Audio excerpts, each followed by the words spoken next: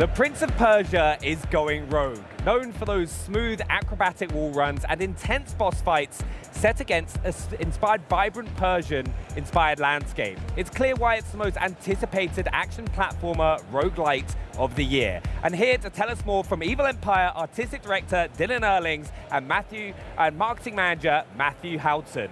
Gentlemen, welcome. Now, first thing, thanks so much for joining us. And I've got to ask, was that, from what we saw in the back of that trailer, did I see what I think I saw? I think so, yeah. Are people, which one of you would like to reveal it, if anyone missed it? Basically, the game is out now on Game Pass, right now. You can go play it as you want.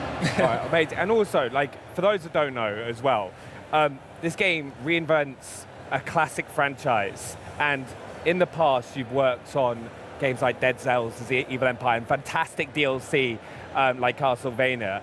How has it been taking a beloved franchise like Prince of Persia and kind of bringing a new genre to the mix? But it's kind of like, it's tough and great at the same time, because obviously like we've got a load of fans of the franchise in the team, like lots of people who played Sands of Time, even people who played like the original back in the 90s. Yeah. And so there's like a pressure to take this franchise into a different direction. But it's great because it actually gives us something like to really focus on. Like we knew we wanted acrobatic combat, we wanted a wall run, we wanted this like real Persian-inspired vibes. So that helped to kind of like keep us on the right path while integrating our like 2D action knowledge to make something which we think is unique. Yeah, it looks absolutely gorgeous. And you've been having the game on early access recently, but for those that haven't been able to play early access, what can people expect when they hop on to ROG Prince of Persia? So yeah, basically you can expect 2D action roguelike with kind of acrobatic combat mixed with a wall run, which we think is unique in a 2D game. So basically you have a whole moveset on top of that. So you've got like a kick, a vault, a dive attack. So basically you're going to be flowing through traversal into combat and back again.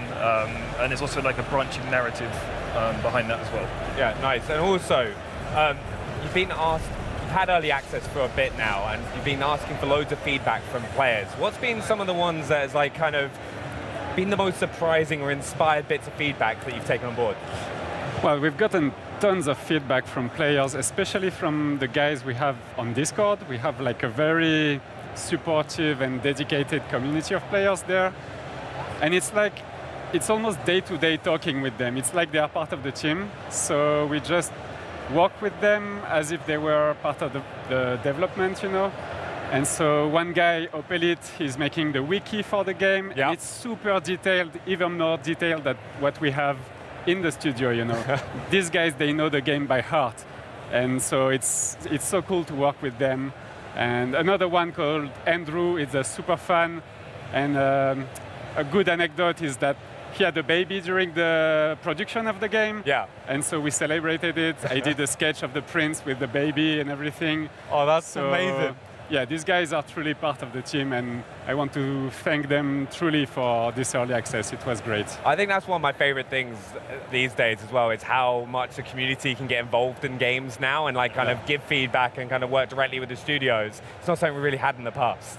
Yeah, that's something truly unique. And like the instantaneity of it is awesome, because you can just ask a question, brainstorm an idea about like game design or whatever, and they would like answer directly. And it's so great. Now, also, one thing, a lot of fans have been asking about the story of ROG Prince of Persia and how it's going to evolve over time. Can you go a bit more into that? Yeah, so basically the story, you basically start off and you've kind of accidentally triggered an invasion of Persia, and then you've kind of got to figure out a way by going into the city each day and trying to find clues, and then by finding the clues, you unlock biomes, and then maybe you have to like take an item and do something with it to then unlock something else, find a character who then tells you somewhere else you can go. So it's basically kind of like a puzzle in real time as you go through each run, to basically find the one true way to finally save Persia and rectify your mistake. And like you said about clues, right? Something that we will expect, hidden elements in the game. Are there some of those for us to find? Yeah, there's definitely hidden rooms where, you know, like you'll find characters and stuff. I'm trying to think of an actual example, but definitely where you find the Lale, that's kind of like hidden stuff. But it's Prince of Persia, there's got to be hidden rooms somewhere. I was hoping so, because I love the old games as well. And players been like one of the most things as well, when you look at the game, first of all, the visuals. It is visually stunning, the comic book style, and like, you've obviously massively behind this. Could you go a bit more into what inspired you and how you kind of worked on the design of the game? For sure. So we wanted the game to have a unique look, like something that would not have been made before. And so since it's a very 2D game, we wanted to embrace that aspect and have something very graphic with these patterns, the borders and everything is... So it's inspired by the Persian miniatures, which are art from like back in the days in the ancient Persia. And this would be very graphical images painted by hand. And so we tried to incorporate some of these elements in the art direction of the game. And the other inspiration is the French comic books. Yeah. So we really wanted to have some of this in the game because in the art team we are big comic book lovers. And because we wanted to be super like innovative, we used Moebius as a reference because nobody does that in the indie games. No, yeah, but he's a great artist, so he was one of the main reference. And also, you mentioned Discord earlier as well. Yeah. Have you like taken any fan-inspired feedback on some of the art that you've used in the game? For sure. We had some fun contests on the Discord. And so, for example, we had a skin contest at some point, and player would like draw whatever crazy type of prince costume. And so we had like a voting for the favorite skins, and I think 8 or 9 of them ended up in the game. That's amazing. So that's great. That must be, I can already see though how much you kind of work with your community already, and if there's anyone else who wants to get involved, are they able to do that as well? You mean the players? Yeah, like the players can get involved to give feedback. Yeah, for sure.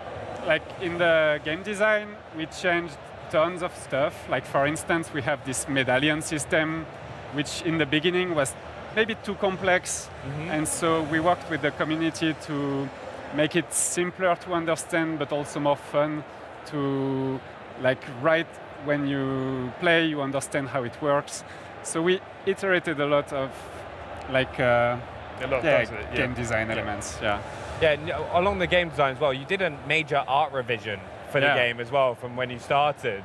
So much so, you made a mini documentary about how that happened. How was that? That was a long walk. So, long story short, when we released in early access, we knew we were going with a bold and unique look, and we knew not everybody would love it. But we got a lot of feedback from players that did not like so much the art direction. So we tried to take that as a feedback, just as if it was gameplay. Yeah. Why not rework the art, you know? So we did a lot of polishing, and we changed some of the color. The prince was purple in the beginning. He's not purple anymore. That's a long story. But yeah, we tried to make something that player would like more. And so this was like, big rework.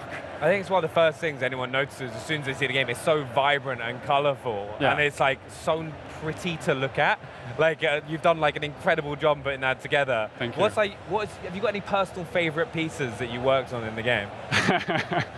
I mean, we tried to be as diverse as we could in the biomes that you are going through. So each biome has a very unique color palette. I think the final one, the Palace, the one that's going to be released in the 1.0, is the best one because it's the last one that we made, and we put a lot of love in this because it's the final objective of the game, and it's really nice, I think. I think we've also, you talked about all the different biomes that are available. We've got to talk, how do you work on kind of making those beautiful backgrounds that you kind of interact with, and then the kind of the combat gameplay? Because it must be kind of difficult to manage. That's a challenge for sure, because the gameplay is very fast-paced, and the traversal is challenging. So you have to be able to read everything very quickly. So we try to have something that is very simple, yet tells a story. So whenever we can, we have rooms in the game that tell like environmental storytelling, but it's not during the combat phases.